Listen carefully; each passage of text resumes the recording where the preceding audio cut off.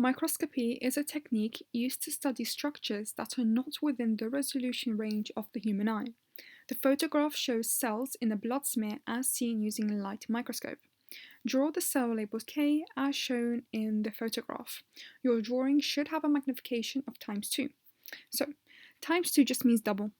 And so what they want is this structure, cell K, to be drawn double the size they have provided, and that's it. For this question, you don't actually need to know what these structures are or anything about them. However, in the specification, you are required to know them, and so they can show up in other questions and other papers. And so we'll quickly have a rundown right now. So, when you take a sample of blood and you add a dye and you put under the microscope, what shows will be nuclei. Now, red blood cells won't have a nucleus, and so they won't be stained with this dark colour. And hence why you have these background cells that seem light in colour, those are just red blood cells. What have nuclei are white blood cells, and depending on the white blood cell, they will have a different type of nucleus. So a monocyte, mono meaning one, will have one large nucleus, and that's shown here. A neutrophil will have a lobed nucleus, and what that means, it will have smaller sized nuclei that are all joined together as shown here. And that's it. So let's answer this question. So let's draw cell K with double the size they have provided. So that seems like double. And now we're gonna add in the nuclei. So if we draw one lobe here, we're gonna connect it. Draw another lobe, connect it, and we want 3 to 4 lobes because that's what neutrophils typically have, and we can see that this neutrophil has about 4 lobes. And that will be it. They've been very generous and provided 4 marks for this question. Typically these questions are 2 marks. One for getting the correct magnification and one for drawing the correct contents. Here they provided 4, and that's for not having anything else around the cell or labeling anything. And so very generous 4 marks. And that's it. Moving on. Describe how to use a micrometer to determine how many times bigger your drawing is than the actual cell in the blood smear. So when you're sitting an exam, this question at first may seem a bit hard or a bit confusing, but actually, if we go through it again, describe how to use a micrometer, we'll come back to this, to determine how many times bigger your drawing is than the actual drawing in the blood smear. So what that means is they want to know how you would how would you use a micrometer to determine how many times bigger your drawing is than their drawing? And so they want you to determine this through using a micrometer. And so you may have come across a micrometer when you're in a lab class and you're using a microscope and you look down through a microscope and you see an enlarged cell. Sometimes you would have seen what looks like a ruler across the eyepiece that you're looking down on. And that ruler that seems to have markings and actually it just looks like a ruler is what we call a micrometer. More specifically, we would call them a stage micrometer or an eyepiece micrometer. Some of you may have heard the term eyepiece graticle, but because we're talking about a micrometer here, it'll be more accurate to just call it an eyepiece micrometer or a stage micrometer, or even you can say eyepiece graticle. That's accepted. But stick to terminology they're using in the question. And so the first thing you would do is when you're looking down and you're seeing the cell, you would want to measure the length of the cell using the stage micrometer. And so that's your first answer, which is measure.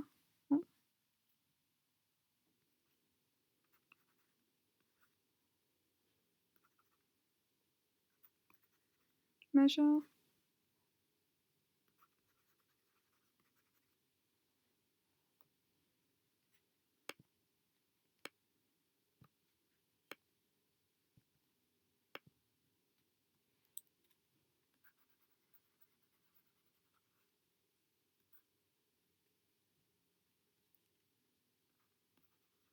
the length of the cell using an stage micrometer. There we go. And so once you've measured the length, once you've used the microscope, you can see that there's different magnifications. You can have different types of magnifications, and you get those through spinning the different eyepieces, and the image below would look zoomed out or zoomed in.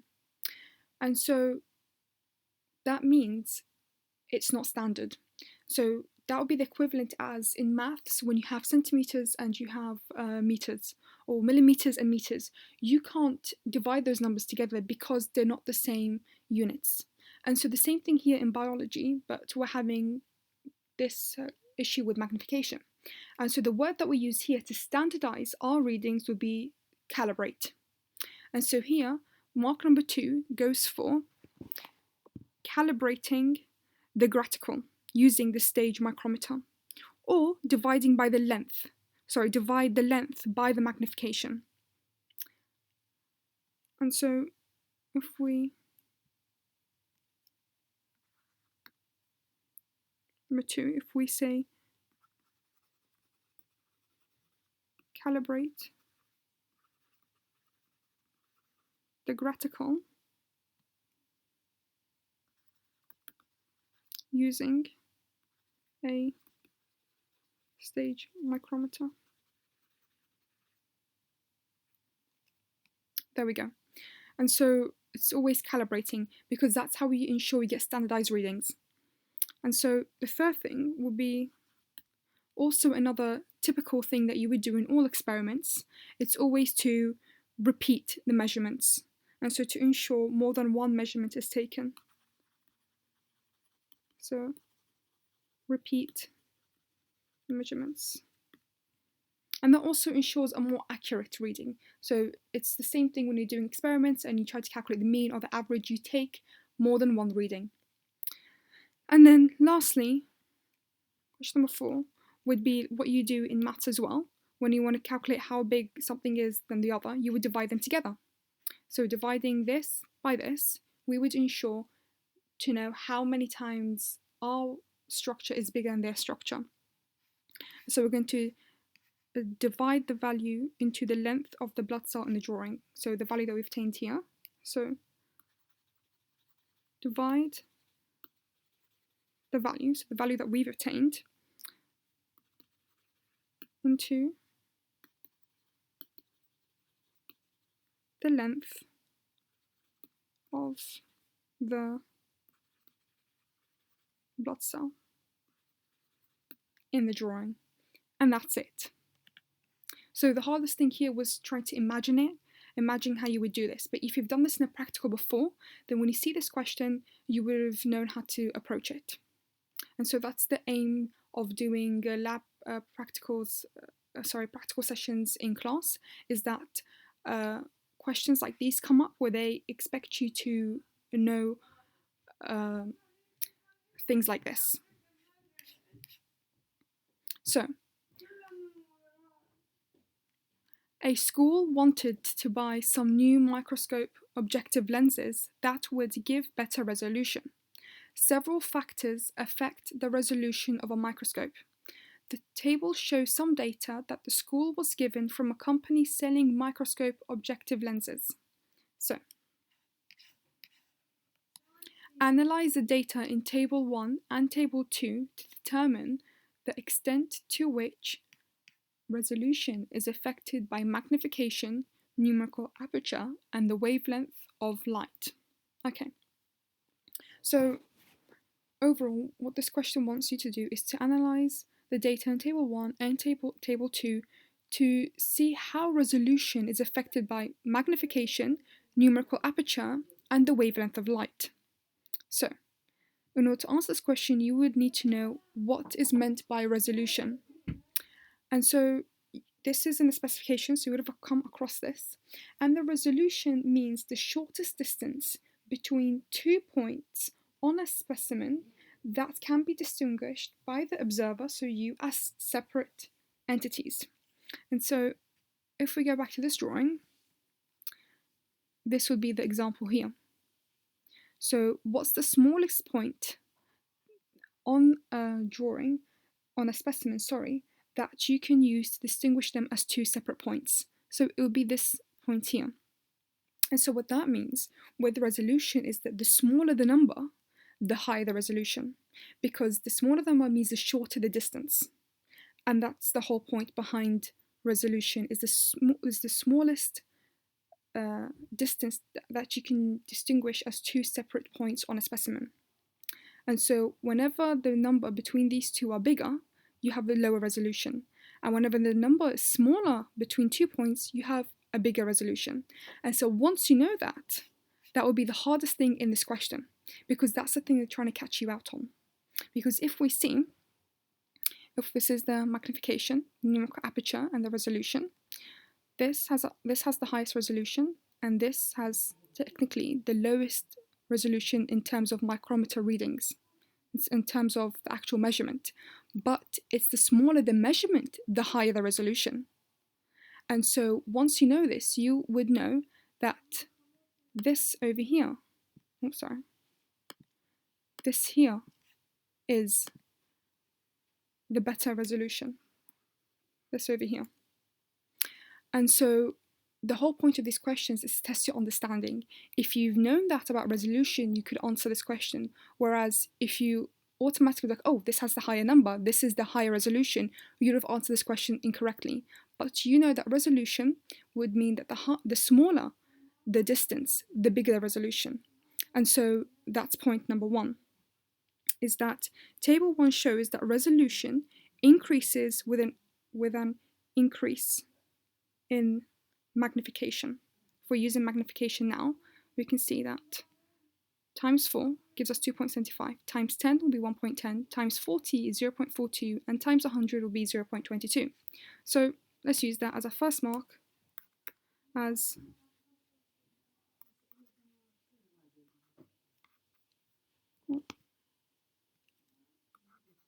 higher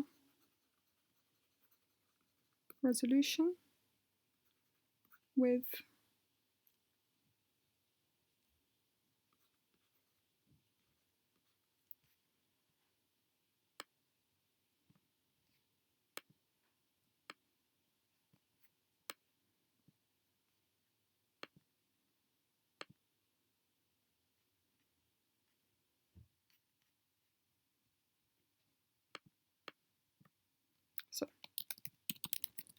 higher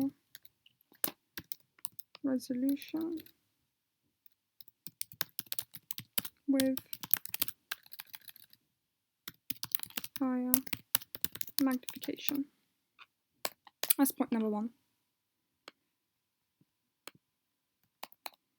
Now, let's go. We've done magnification now. Let's take a look at numerical aperture. And aperture just means the ability to gather light and to transmit it, giving you a clearer image. Because with more light, you get a better image. And so once again, if we compare that with resolution, because the question is talking about resolution. And so if we increase numerical aperture, what happens to the resolution? The number gets smaller, the distance gets smaller, so the resolution increases. And we can see this is true for all of the type of lenses. As we have a higher numerical aperture, resolution increases. Higher numerical aperture, resolution increases. Let's see the data across. That's the second mark. Higher numerical aperture gives higher resolution. Now, we've compared numerical aperture and magnification with the resolution. Let's see.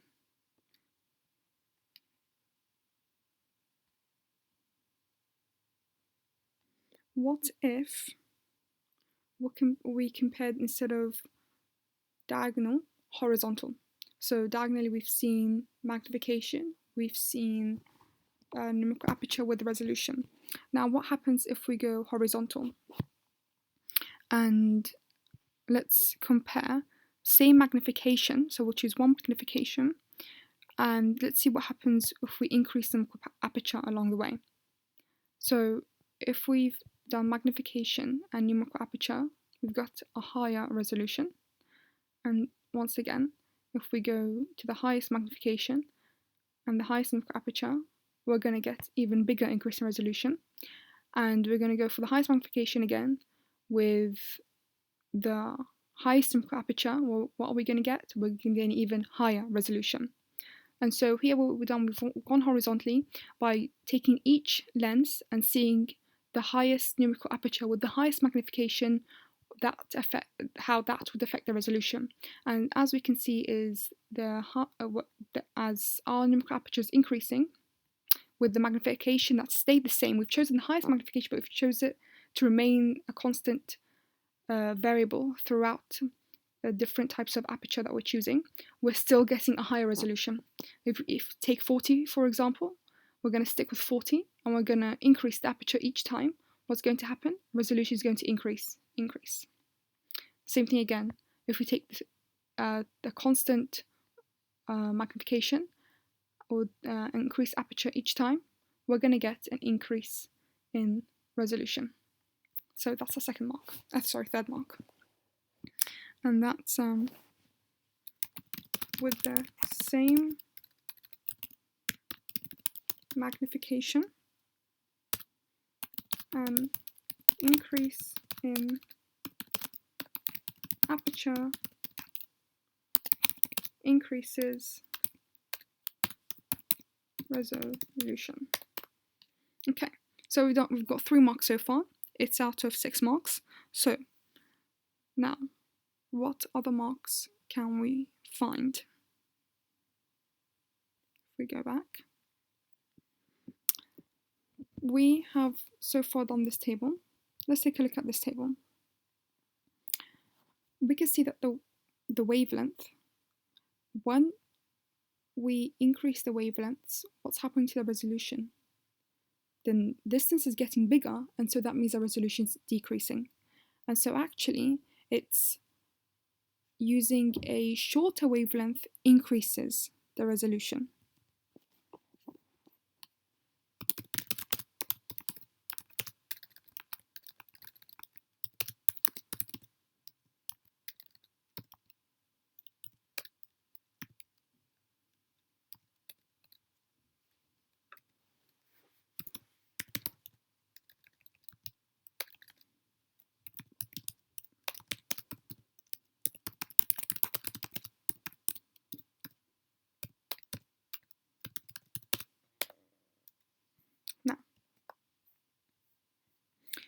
Now, if we use both of these tables, how would we get the maximum resolution?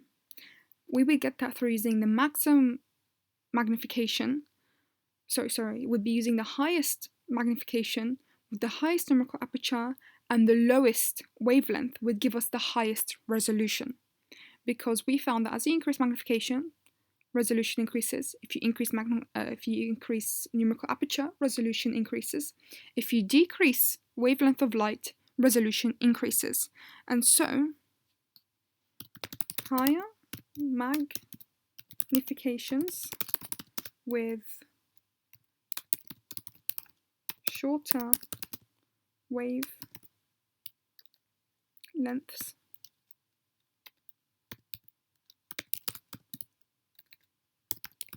results in maximum resolution. And so there's one more mark, and you get that mark with all types of questions whenever they give you a data, would be by comparing the pieces of data. And you get that by picking out trends. And so getting a trend through using figures will give you 1 mark. And so if we take times 4 magnification results in 2.75 resolution, resolution, and 100 magnification would give us 0.22. And so use that just to support your answer. And you can use this through across any data you want to compare any two types of sets of data, and all is accepted as long as you just show a trend or quote a figure or do a calculation where you show something is double and something else, and you can use that in every type of answer for every question that uses data sets. And that's just to pick a trend. And that will be it for this paper. We finished this paper now.